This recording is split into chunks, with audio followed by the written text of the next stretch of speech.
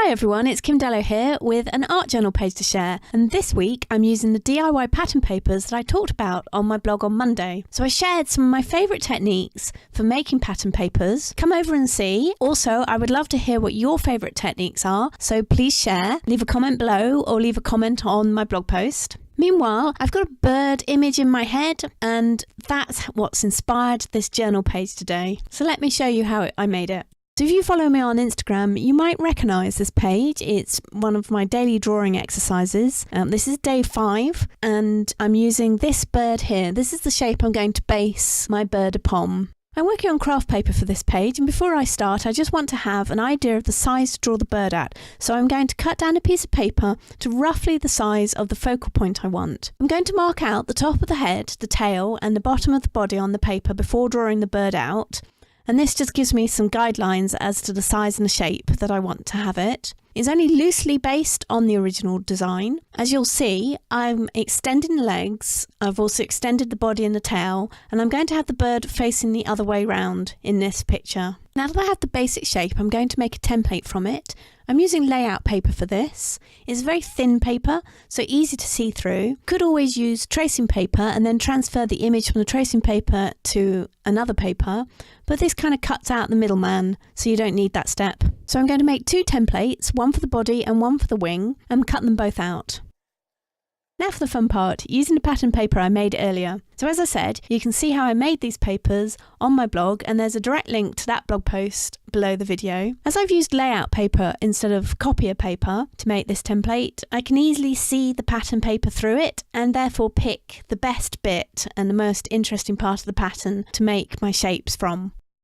I had already decided that the wing was going to use the drawn paper. Then it was a case of deciding which of the other papers to use as the focal point and which to use to build up the background. Once that was decided, I drew around the templates on the back of the paper and cut those shapes out. And you can start to see the bird shape come together from that original drawing. Time to sort out the background, and for this I'm going to collage the pattern paper and stick it in place using golden regular gel, the gloss version. And I'm using a plastic card to spread the gel on the surface and on the back of the paper. Blue is my main colour, but I'm going to use highlights of the pinks, and I'm also using the drawn paper to just harmonise with the focal point. You'll see at the end what I mean. I will let the piece dry, then use gesso to add a design for my bird to sit on and to block out the background to make the focal point. But sit back and watch the journal page unfold, and I will catch you again at the end of the video.